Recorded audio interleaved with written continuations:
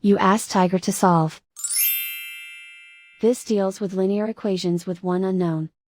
The final result is x equals -5/39. Let's solve it step by step. Simplify the expression. Expand the parentheses. Multiply the coefficients.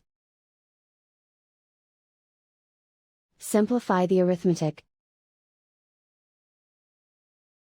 Expand the parentheses. Multiply the coefficients. Simplify the arithmetic. Group all x terms on the left side of the equation. Subtract 21x from both sides. Group like terms.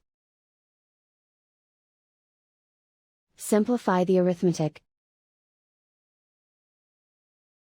Group like terms. Simplify the arithmetic.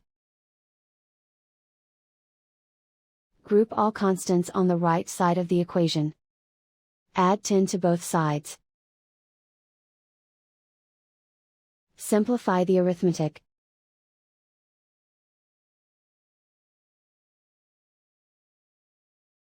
Isolate the x.